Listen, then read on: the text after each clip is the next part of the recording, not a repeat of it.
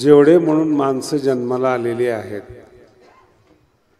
भगवंताने हे विश्व बनवत असताना काही असे टार्गेट दिलेले असतात, विशिष्ट माणसाला टार्गेट दिलेले असतात आणि जे ध्येय दिलेलं असतं, टार्गेट दिलेलं असतं, त्याचा एक टप्पा ठेवलेला असतो भगवंताने.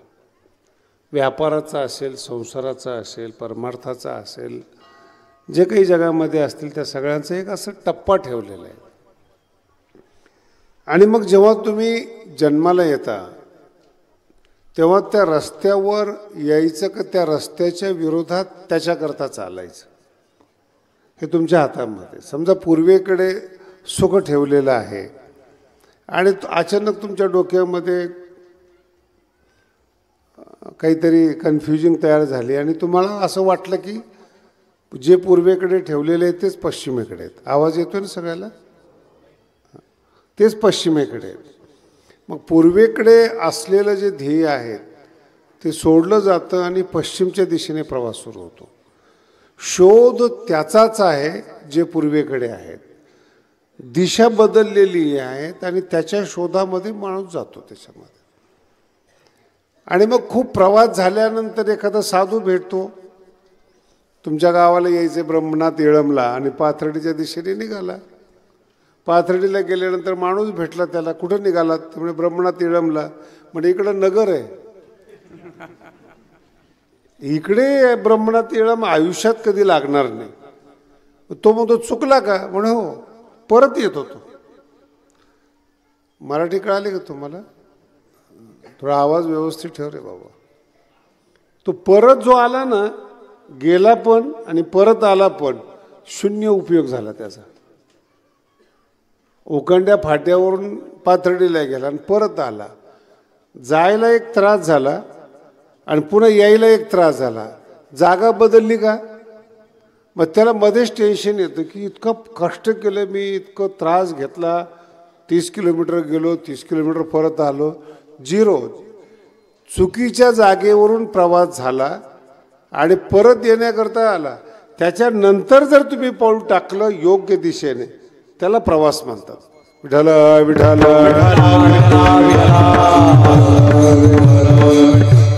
आणि हा जर प्रवास, माझी भाषा आहे का बरं का, हा जर प्रवास ध्येयाच्या दृष्टीने करायचा असेल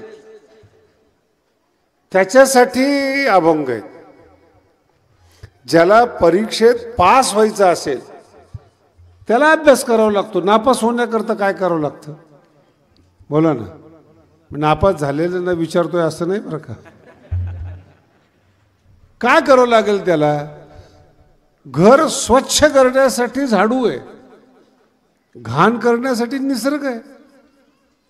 त्याला काहीच करावं लागत नाही महाराज. म्हणून ज्यांना जीवनामध्ये चुकीचं वागायचं आहे त्याच्यासाठी परमार्थ नाहीच. हा पहिला टप्पा समजून घ्या. वाईटच वागायचं त्याला जीवनामध्ये, त्याच्यासाठी चांगली गोष्ट नाहीच. मग तो प्रतिबंधक होऊ शकतो.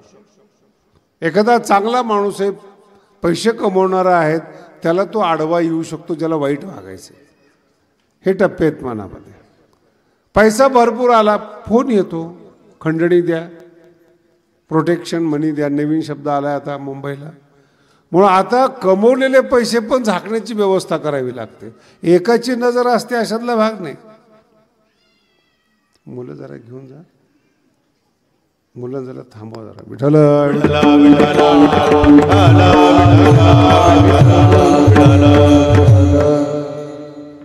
म्हणून आडवं येणं, आडवं होणं, आडव्या पद्धतीने वागणं हा माझ्या दृष्टीने फार लहान विषय आहे. ज्याला मोठं व्हायचंय त्याला कष्ट आहे. मी राजकारणी लोकांना फार मानतो बरं का. महिना महिना ते घर सोडून वैराग्य वृत्तीने बाहेर असतात. तुम्ही प्रवास करून बघा बरं. मी राजकारणी हा भाग आत्ताचा सोडून दे, यांना तरी निदान लक्झरी गाड्या आहेत, विमान आहेत. शिवाजी महाराजांच्या टायमाचा प्रवास आठवा. आग्रा कुठे आहेत? काही काही भाग्यवान माणसं असतील ज्यांनी अजून ब्रह्मनाथ येळम सोडलंच नसेल. त्यांचं शेवटचं ठिकाण 2 तालुके. बाजार असेल तर पाथर्डी नाही तर शिरूर. नाही मग एखाद दिवशी जर एखादा चांगला माणूस निघाला तर आपण ज्या जिल्ह्यात राहतो त्याचं दर्शन होईल, बीड जिल्हा. आणि तुम्ही तर आज कमाल केली, मला नगरमधून वाजवत गाजवत बीडमध्ये आणलंय. म्हणजे एका जिल्ह्यातून दुसऱ्या जिल्ह्यात आणलंय, किती मोठे ते पण रथामध्ये. विठ्ठला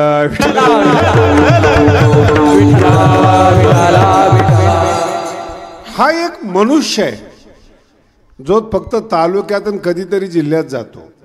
आणि एक छत्रपती आहेत, राज्य ओलांडून सुखरूप आग्र्यामध्ये जातात आणि तिथं या भारताचा जो राजा आहे त्याच्या तुरुंगात ते असतात. मराठी समजून घ्या. कोणी अडकवलंय तुम्हाला ते जरा मुली गप करा रे. एक माझं काही तयार नाही बरं का मटेरियल, आत्ताच सांगतोय. विठ्ठला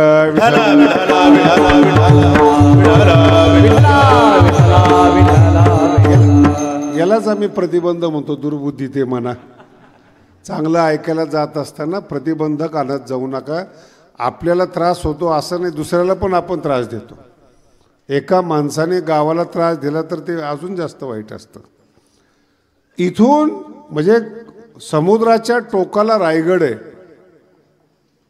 आणि तिथून उत्तर प्रदेशामध्ये जो त्या काळातला विधर्मी बादशाह आहे, हिंदू बादशाह नाही आहेत की निदान त्याला दया येईल माया येईल असं काही प्रकरण नाही आहे. ते विधर्मी बादशाह आहे. त्याच्या तुरुंगातून पुन्हा सुटणं आणि रायगडपर्यंत हाताशी न येणं याला त्रास होतो.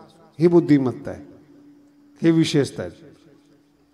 म्हणजे मोठं व्हायचं असेल तर त्रास आहेत, काहीच करायचं नसेल ना अजिबात त्रास नाही, अजिबात त्रास नाही. आमच्या गडावर एक दोन विद्यार्थी आहेत, त्यांनी मला अगोदरच सांगून ठेवले, महाराज काम सांगा अभ्यास सांगू नका. अगदी त्यांच्या जीवनामध्ये स्पष्ट आहे, आपल्याला मोठं व्हायचं नाही, मोक्ष सुखा हणू लाथा. विठ्ठला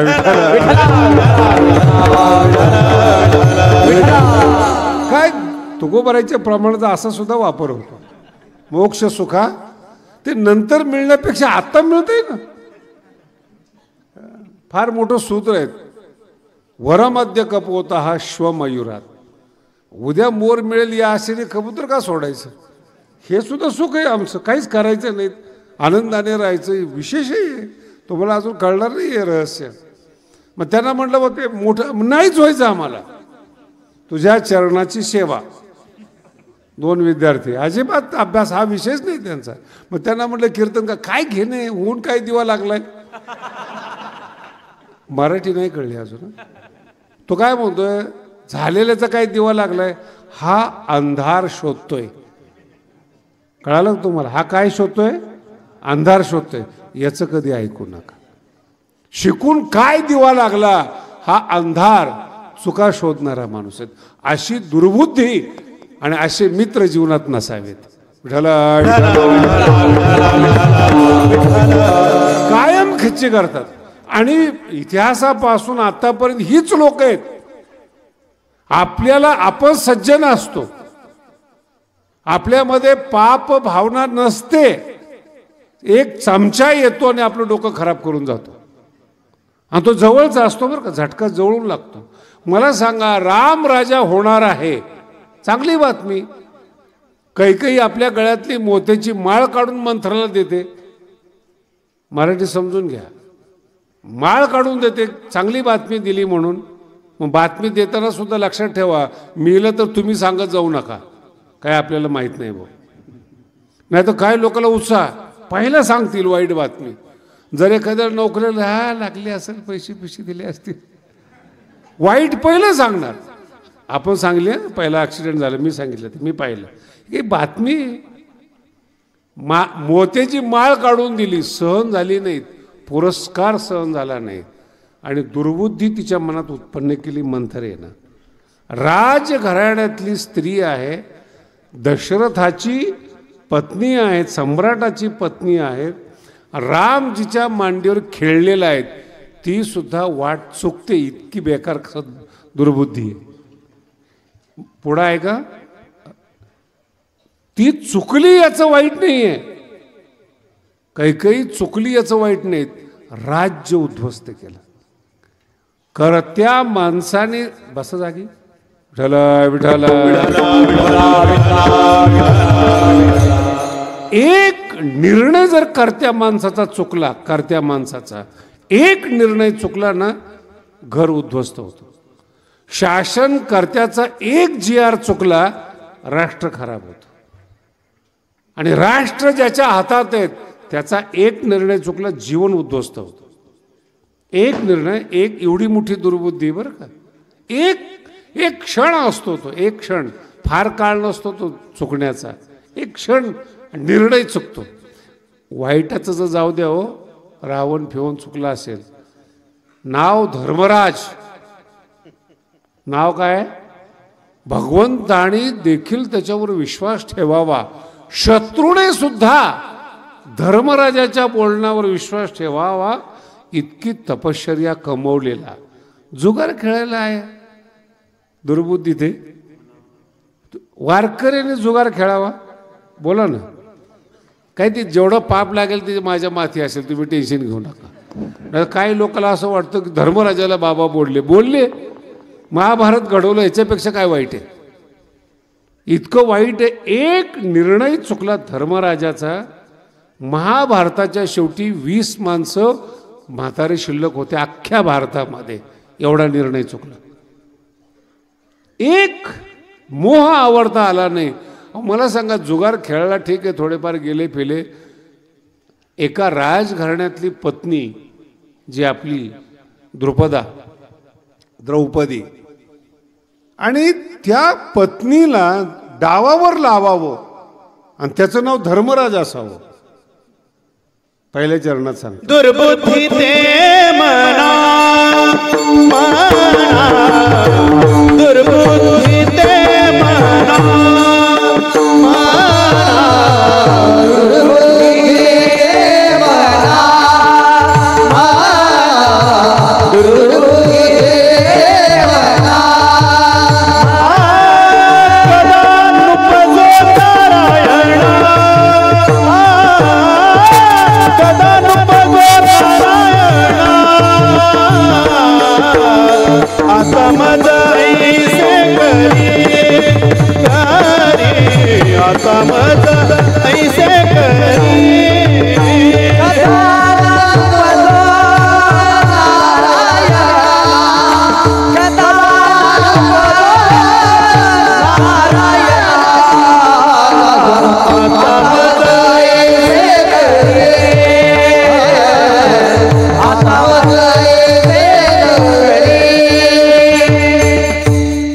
हजार माणसं, करोडो माणसं या जगामध्ये असे जे देवाला मानत नाहीत, फक्त पैशाला आणि सत्याला मानतात.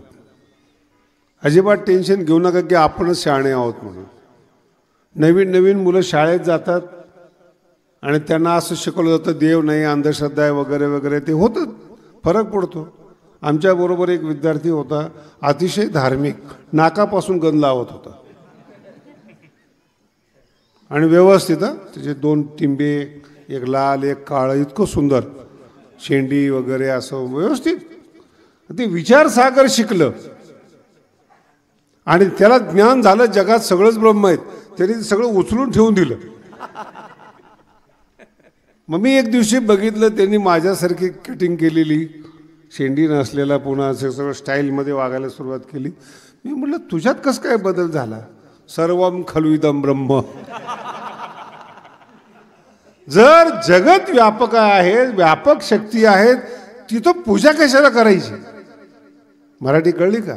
या मुद्द्यावर मुस्लिम धर्म आहे. हा जो मुद्दा आहे ना, जो महाराज बोलतो, तो एवढा लहान मुद्दा समजू नका. एक धर्म जन्माला आला, मूर्ती पूजा करत नाही. काय करायची? अल्लाह निर्गुण आहेत, 7 आसमान के बाद में रहता है. इथं काय पूजा करायची? मग इथं मारामारीच, युद्ध, अशांतता, ही शिकवण आहे. माझा मुद्दा आहे का? ज्ञान फार चांगली गोष्ट आहेत, हे कधीही माणसाने डोक्यात घेऊ नका. प्रेम ज्याच्याकडे आहे ना त्याला माऊलीने ज्ञानोबाईंनी गीता सांगितली, कृष्णाने गीता सांगितली.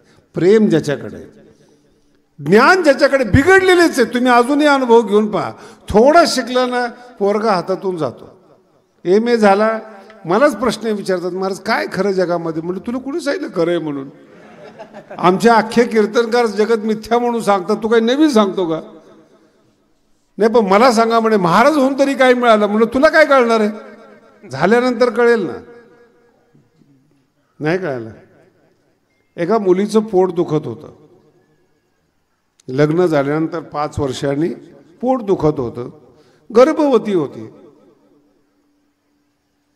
डॉक्टरकडे दाखवलं, सांगितलं तिला गर्भवती आहे, 4था महिना आहे, दुखतं पोट. घरी आली ती, तिची नणंद होती बिना लग्नाची.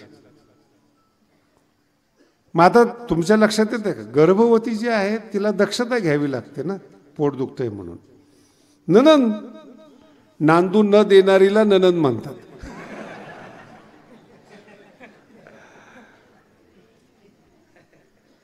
मग आता ती हॉस्पिटलमधून आलेली, चेक करून आलेली, तिला आरामाची गरज आहे डॉक्टरने सांगितलेली. नणंद लागली भांडायला. सासू आली, तिचा नवरा आला, काय झालं? मग का बसली ही, काम का करत नाही? 3 महिने काम. अरे तिच्या पोटात दुखतंय. माझ्या पण दुखतंय म्हणे पोटात. रात्री मी धिरडे खाल्ले होते, पचले नाहीत. मग काय एवढं मोठं दुखतं का म्हणे, काम करायला सांग. मराठी कळाली का? पोटातलं दुखणं सुद्धा वेगळं असतं. नणंदचं दुखणं वेगळं, गर्भवतीचं दुखणं वेगळं, जिला आई व्हायचंय ना तिचं दुखणं वेगळं आहे, आणि जिला नावं ठेवायचंय ना तिचं दुखणं वेगळं आहे. तसं परमार्थामधलं दुःख वेगळं आहे आणि संसारिकातलं दुःख वेगळं. संसारामध्ये कशाचंही दुःख असतं. शेजाऱ्याला नोकरी लागली तरी दुःख असतं. मी तर माझा अनुभव सांगतो महाराज, जुने अनुभव आहेत माझे. हाच ड्रेस असायचा आणि मी 25 वर्षापूर्वी स्वित्झर्लंडला गेलो होतो, गादीवर बसण्याच्या 3 वर्ष अगोदर. बघा, माझा मुद्दा समजून घ्या, नाही तर तुम्हाला वाटेल की मी गेलोय म्हणून सांगतो. ड्रेस हाच, जगामध्ये 78 पासून हाच ड्रेस. आता मी एवढ्या लांब गेलो, तिथं भारतीय पोरं आले होते. 25 वर्षापूर्वीचं माझं वय हा ड्रेस. तिथले सगळे जे इंग्रज होते ना ते आदर देत होते, बेस्ट युनिफॉर्म म्हणून, चांगला ड्रेस आहे, चांगला ड्रेस आहे. ती जी पोरं होती मुंबईची आलेली शिकलेली, ती मला बघितली, पंडितजी इधर कैसे? राग आहे. बोले विजा वगैरे मिळा क्या? नाही कळालं. आणि हे कुठं विचारतायत? स्वित्झर्लंडला. विजा मिळाला का? मग आलो कसा काय? तुम्हाला पण कळलं नाही. म्हणजे विजा म्हणजे काय असतो? विठाला विठाला.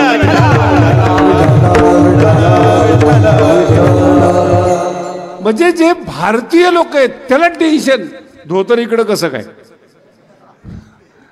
आम्हीच यायला पाहिजे. विद्वत्तेचा अर्थ पहा. जे समजदार आहे त्यांना माहिती कायदेशीर आलेला आहे, विजा आहे, तिकीट आहे, सगळं कुठेतरी सोय असेल, सगळं असेल, सहन नाही होत, आमचा हक्क आहे, याला संसार म्हणतात. बरं, स्वित्झर्लंडने येऊन मला पाहून दुःखी व्हायची काय गरज आहे का? मराठी कळाले का? तुम्ही जो निसर्गाचा आनंद घ्यायला गेलेला आहे, असं पण 1000 प्रकार आहेत असे. तू इथं कसा काय? काही काही माणसं आमदाराजवळ जातात, ते चमचे म्हणतात, तू इकडं कसं काय? मग चमच्यानीच जावं असं काही नियम आहे का? जनतेने जावं का? निवडून कोण देतं, चमचे का जनता? मग मधले लोक ठरवतात कोणी गेलं पाहिजे साहेबाकडे. जर गेलाच एखादा माणूस, लगेच कानात, चमच्या कानात सांगतो, त्यांनी मतदान नाही केलं बरं का आपल्या, त्याचं काम ऐकू नका. आणि त्यांनी जर नाही ऐकलं तर ती दुर्भूती.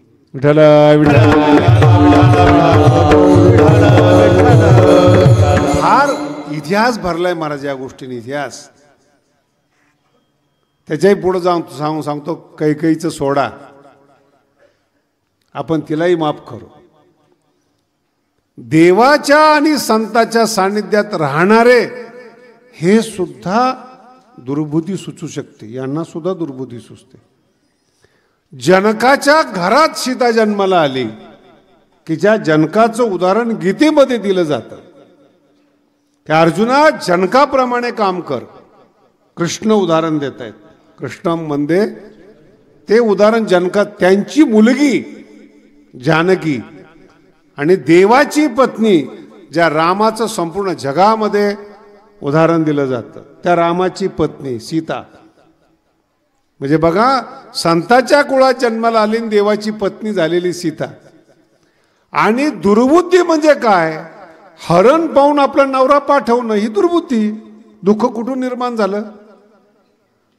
12 वर्ष बरोबर आहे रामाच्या जंगलामध्ये, दुखी नाहीये. माझा मुद्दा समजून घ्या. आणि त्याच्याही पुढे जाऊन सांगतो, ज्या खेडेगावातल्या स्त्रिया आहेत ना त्यांनी हे उदाहरण घ्या. आदिवासी क्षेत्रामध्ये दंडकारण्यामध्ये राहणाऱ्या सीतेला नवरा बरोबर आहे म्हणून 12 वर्ष दुःख नाही. नवरा बरोबर आहे म्हणून 12 वर्ष. जर का तुमची इच्छा बदलली, दुर्बुद्धी सुचली आणि नवऱ्याला जर तुम्ही काम सांगितलं ना, संसार उद्ध्वस्त होतो. अभंग लहान नाही आहे, अर्थ फार महान आहे. कोण? देवाच्या सानिध्यातल्या सीतेला दुर्बुद्धी सुचली आणि एका हरणाच्या मागे राम लावला. मराठी नाही कळले ना? तुम्ही सगळे तेच आहेत हो, सगळे तेच आहेत. जो देव नवसाला पावणार आहेत त्याला जाऊन तुम्ही सांगता देवा एवढं काम कर. कुणाला काम सांगितलं तुम्ही? तुम्हाला कधीतरी सुचतं का की त्याची योग्यता काय? अहो तुम्ही भाग्यवान आहेत महाराज. एक जण गडावर पोरगी घेऊन आला, MBBS झालेली, आणि मला सांगितलं महाराज ही MBBS झाली, आता हिचं तुम्ही बघा. गडाच्या महंतानी. मी म्हटलं अहो ते आता तुमचं ओळख नाही. नाही नाही, मोठे बाबा करत होते. म्हणजे तिथपर्यंत काम सांगणारी लोक आहेत. कोणी कोणतं काम करावं आणि काय नाहीच कळत. विठ्ठल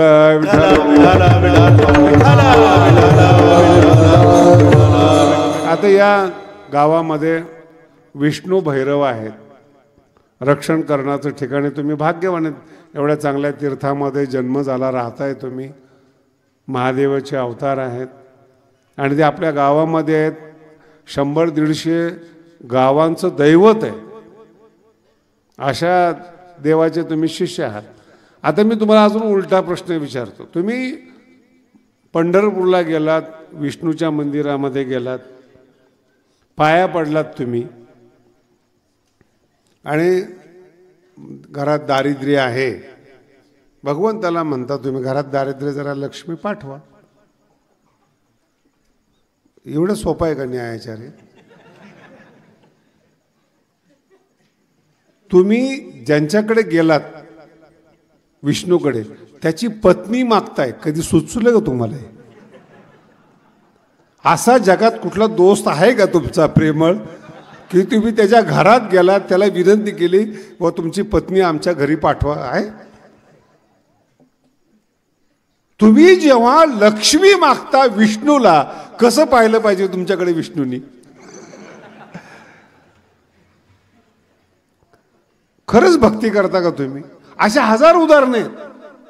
मी तुम्हाला एक तुमच्या जीवनातल्या काय चुका आहेत ते सांगतोय तुम्हाला.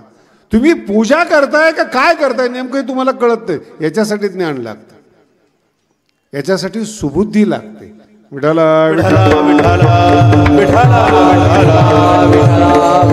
म्हणून जेवढे श्रीमंत लोक आहेत त्यांचा अभ्यास करा तुम्ही, नवसाला पावणाऱ्या देवाकडे जातात. गंमत म्हणून सांगतोय बरं का, व्यंकटेश्वर आपल्या भारतामध्ये सगळ्यात उत्पन्न असणारं देवस्थान आहे. मी गेलो होतो तिथं तिरुपतीला. ते हुंडीमध्ये पैसा येतो, रात्री मोजलं जातं. मग मी विचारलं की हा जो पैसा येतो याचा काय इतिहास आहे, काय? त्यांनी सांगितलं की लग्नासाठी तिरुपतीने कर्ज घेतलं होतं कुबेराकडून. इतिहास पण कसे भारी भारी बघा. कोणी कर्ज घेतलंय? तिरुपतीने. कोणाकडून घेतलंय? आणि त्याचं व्याज रोज चुकवलं जातं. आणि त्या देवाकडे तुम्ही जाता पैसे मागायला जो मुळात कर्जात आहे. आणि कर्ज तिरुपतीचं, आणि तुम्ही त्याला हुंडीमध्ये पैसे टाकतात. काय भारत आहे आपला. हे तत्वज्ञान. आणि याच्यामुळं काय झालंय, भारताचं तत्वज्ञान बदनाम झालंय. परमाणूचा शोध ऋषीने केलेला आहे. सूर्य एका ठिकाणी पृथ्वी फिरतेत याचा शोध संतांनी घेतलेला आहे. आणि ह्या मूर्खपणामुळं अध्यात्म बदनाम होतं. विठ्ठल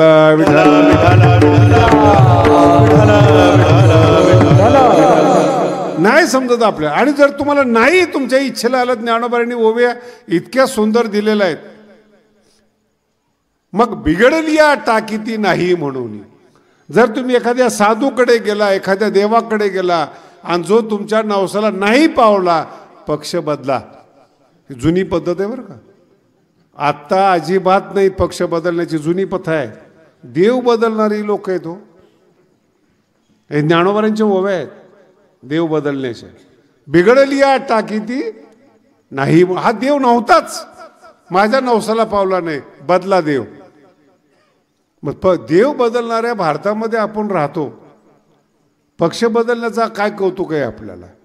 कधी महंत बदलतात, संत बदलतात, मांत्रिक बदलतात, नाही बदलला. काहीच नाही झालं तर नेता बदलतात. आणि नेता तो पाहिजे चुकीच्या कामाला प्रोत्साहन देणारा नेता पाहिजे. म्हणून भारत सुधरत नाही. योग्य काम केलं ना कुणालाच फोन करायची गरज नाही. जाताना ओव्हरटर्न लोड घ्यायचा ट्रकचा, अडकला की नेत्याला फोन, गाडी अडवली. नको चुकीचं काम करू. नाही कळालं. चुकीचं जर काम नाही केलं ना, देवाची ताकद नाही तुम्हाला शिक्षा द्यायची. याचं नाव गीता आहे. यालाच कर्मफळ असं म्हणतात. चुकीचं कामच केलं नाही, देवाची गरज नाही. आणि जर चुकलं ना, देव सुद्धा तुम्हाला वाचवत नाहीत. ही रामाच्या बापाची कथा आहे. काय दशरथाचा इतिहास आहे. वा बघा. विठ्ठल विठ्ठल सुचलं पाहिजे तुम्हाला. लक्षात ठेवा, इथं माफ नाही. आपण रामाला मानतो, पण कर्मफळ कोणालाच चुकलेलं नाही. कोणत्याच व्यक्तीला साधूला नाही, देवाला नाही. म्हणून कधीही सांगत असताना सांगतो, कर्म व्यवस्थित करा. प्रेम मिळेल, प्रेमाबरोबर मान मिळेल. प्रेमाबरोबर. तुमच्या गावात काही मी पहिल्यांदाच आलोय का? 22 वर्षानंतर तुम्ही मिरवणूक काढली. हे कर्माचं फळ आहे. तुम्हाला काय वाटलं? ज्या ज्या गावात मी जातो, गादीवर तर मी 22 वर्षापूर्वी बसलेलो आहे. तेव्हा कोण आडवे आले होते? तेव्हा नुसते आडवे होते. पण 22 वर्षामध्ये जो गडाची उत्क्रांती झाली, अन्नदान आणि ज्ञानाची उत्क्रांती झाली, समाजात प्रेम निर्माण झालं. दृष्टांत आहे बरं, नाही ते चुकीचा अर्थ काढा. दृष्टांत आहेत. प्रेम निर्माण झालं, एकता निर्माण झाली, आकडे वाढले.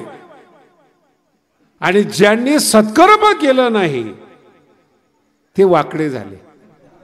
आपलं काही बांधायला बांधच नाही कुठे. टेन्शन, रोज टेन्शन हो. एक झाले की एक आकडा, एक झाले की मला म्हणजे महाराज पैसे काय करतात म्हणलं, ये गडावर. आणि तुम्हाला हे सुद्धा माहित नाही, जेव्हा आकडा जाहीर होतो याच्यावर सरकारचं लक्ष असतं. एवढं सोपं नाही, लपवणं सोपं आहे. जाहीर केल्यानंतर एवढं सरकार गाफील आहे काय? एवढा पैसा येतो, कुठं जातो? अहो, एका माणसाने स्वतः गणित करून मला येऊन दाखवलं. मलाच माहिती नाही वर्षामध्ये वर्गणी किती झाली. महाराज एवढी वर्गणी झाली या वर्षामध्ये. नाही कळालं. याच्या सुद्धा ओव्या आहेत. पुढीलाचे ओझे ना आपले माथा घ्यायचे. वर्गणी झाली गडाला आणि ह्या महाराजाला टेन्शन. याच्याकडे पावती ती कशा करताय? काय गरज काय? पुढा नीट आहे का? तुमचं जीवन अनमोल आहे हे पहिलं तुम्हाला कळायला पाहिजे. मराठी नीट आहे का? तुम्ही अनमोल आहात. चांगल्या माणसाला भेटा, चांगलं ज्ञान प्राप्त करा, वेळेचा सदुपयोग करा. हे परमार्थ आहे.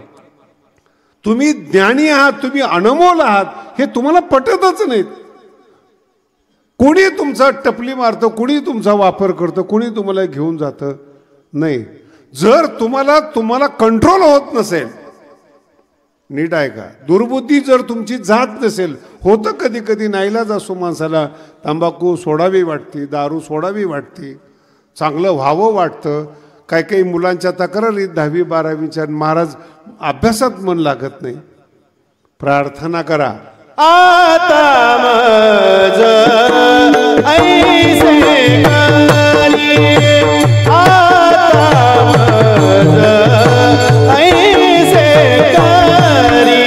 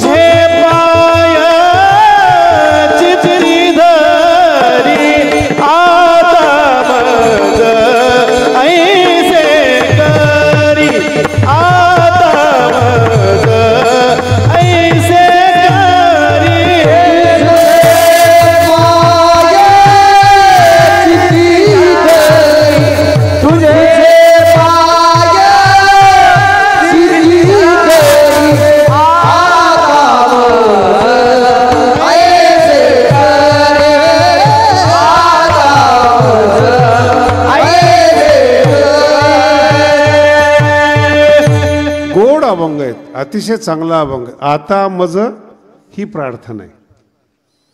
हे महाराज लोकांचं आणि देवा धर्माचं काम. अरे बस रे, करू दे ना कीर्तन, लावलंय आता तुझं चांगलं चाललंय. विठ्ठल विठ्ठल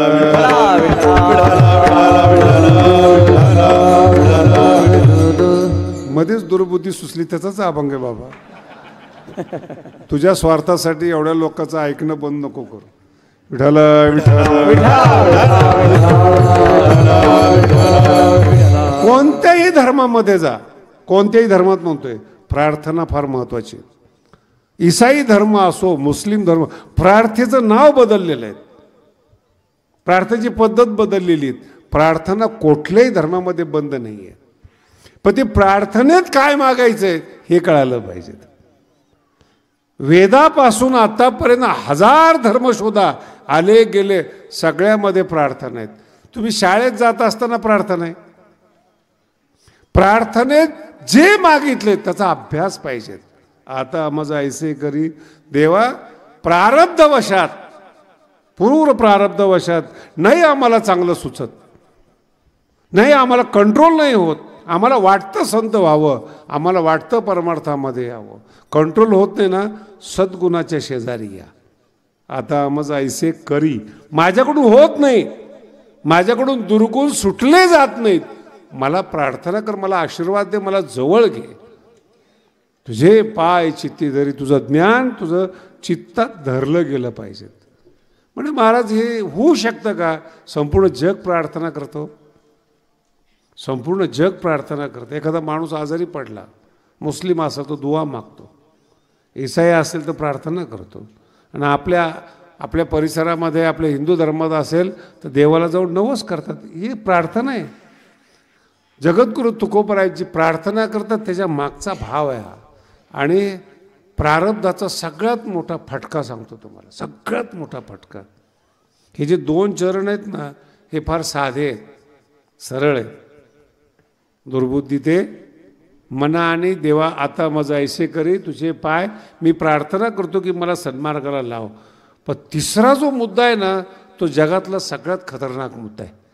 तिसऱ्या चरणात उपजला भाव, भाव उपजला भाव, भाव उपजला भाव, भाव तुझे कृपे सिद्धी जावो, तुझे कृपे सिद्धी जावो. आता मज ऐसे करी, आता मज ऐसे करी, तुझे कृपे सिद्धी जावो,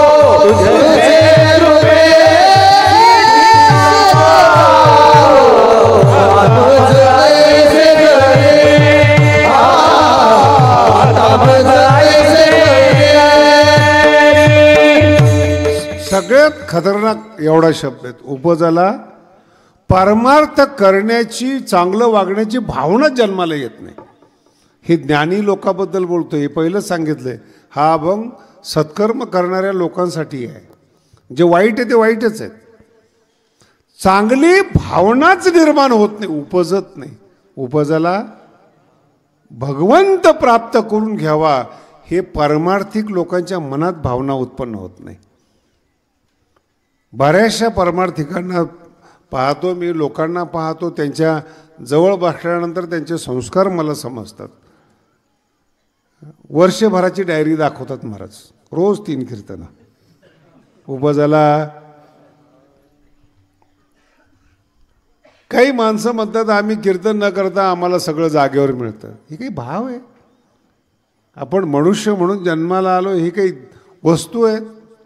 त्याच्या पुढं जाऊन सांगतो, एखादा दुकानदार असेल, मरेपर्यंत एकच इच्छा करतो, वाढावे संतान गृही व्हावे. हे भाव आहे. अहो, भाव जन्माला येणं याच्यासाठीच प्रारब्ध लागतं, याच्याकरता पुण्य लागतं. संताजवळ योग्य मागावं, संत कळावेत, ही दोन्ही गोष्टी आहेत. संत कळावेत म्हणून पुण्य लागतं. मग ह्याचा दृष्टांत मी तुम्हाला आत्ता दिला. संतांच्या घरात जन्माला आली सीता आणि देवाच्या बरोबर 12 वर्ष राहिली. उपजाला भाव जमलंच नाही तिला. हरणीचा भाव जन्माला आला, आयुष्य उद्ध्वस्त करून घेतलं. देव आणि संत दोन्ही एकत्रित असताना सुद्धा चांगली सद्भावना उत्पन्न होत नाही.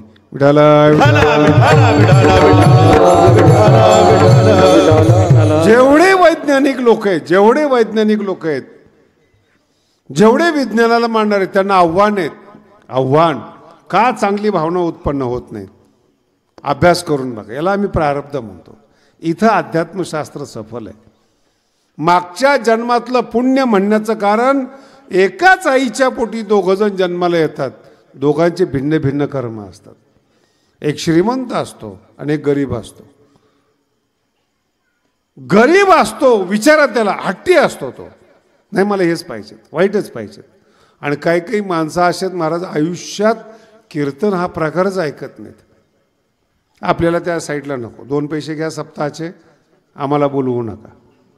त्यांना विचारलं काय, काही संबंधच नाही आपल्याला. देव पण नको आणि परमार्थ पण नको, समाज आहे म्हणून आम्ही दान करतो. ऐकायची भावना होत नाही. आणि परमार्थातलं पहिलं पायरी हे श्रवण आहे. पहिली पायरी ऐकणे, पहिली पायरी. ज्याला ऐकता येतं ना तो माणूस विद्वान होतो.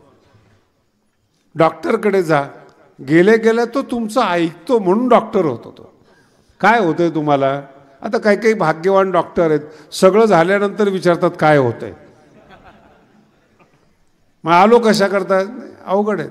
ऐकणं. वकिलाकडे जा, सगळी स्टोरी ऐकतो. तो ऐकतो, ऐकण्याचे पैसे घेतो आणि त्याच्याशिवाय तुम्हाला पर्याय नाही.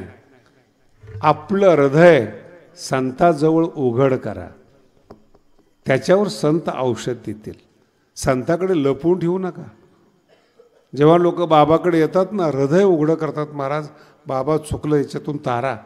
चुकणं स्वभाव आहे, लपवणं कपट आहे. आणि कपटी माणसाचा उद्धार होतच नाही.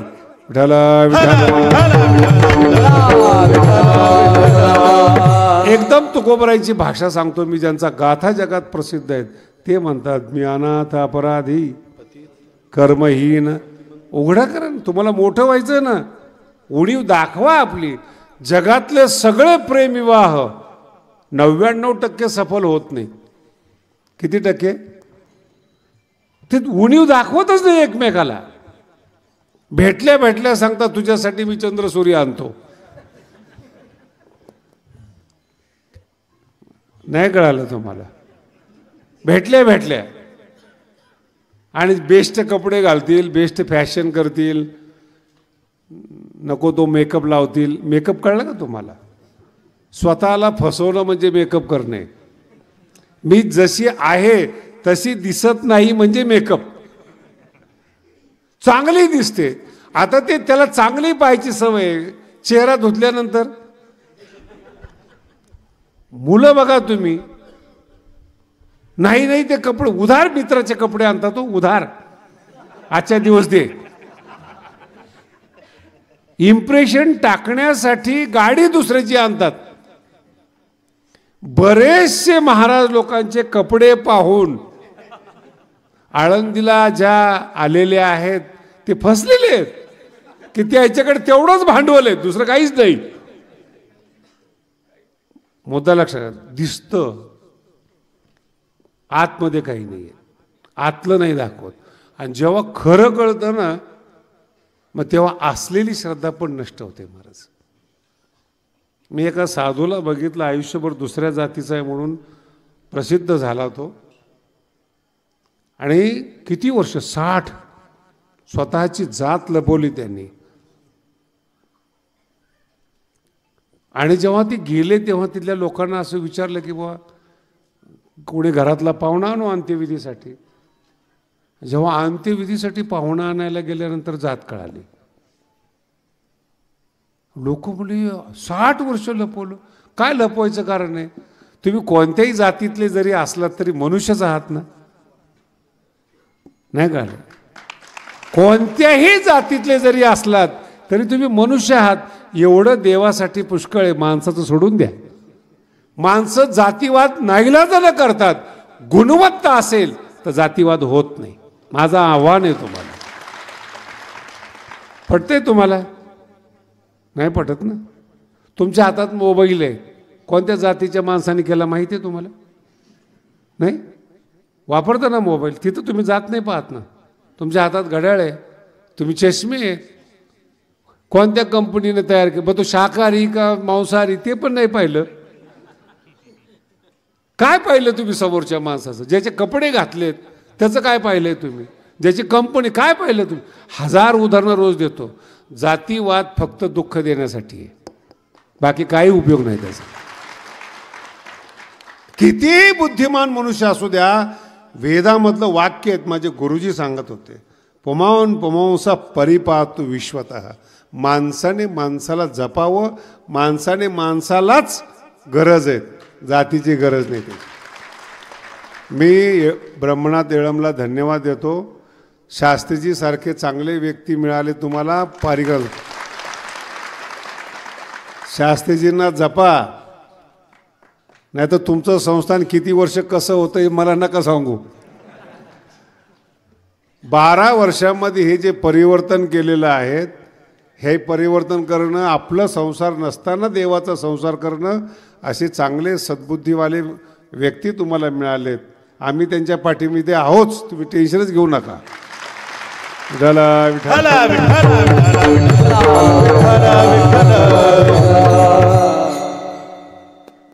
स्वतःच्या उद्धाराची सद्भावना जन्माला येणं ही जगातली सगळ्यात मोठी गोष्ट आहे. एक तुकोबरायांचा अभंग आहे बरं का, माझा मीच झालो. आता जेवढ्यांची मी उदाहरणं दिली ना तुम्हाला, सीतेचं उदाहरण दिलं, कैकेयीचं दिलं, जे उदाहरणं दिलेत तुम्हाला. मागच्या कीर्तनामध्ये जे आपला आता सप्ताह झाला त्यात काही उदाहरणं रावणाचे दिले.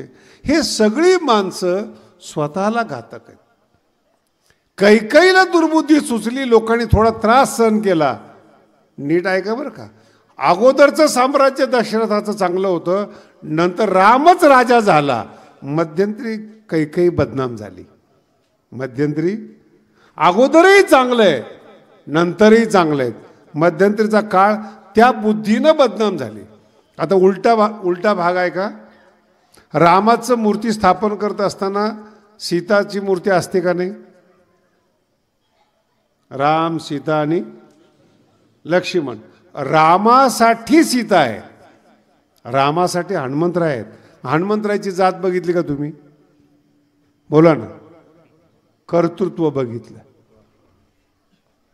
रामाचं मंदिर नसेल पण हनुमंताचं मंदिर आहे. कर्तृत्व, संत, इतकी ताकद आहेत महाराज सेवेमध्ये, इतकं फळ. तो भाव उपजला पाहिजे. आता उलट बोलतो तुम्हाला. सीतेचा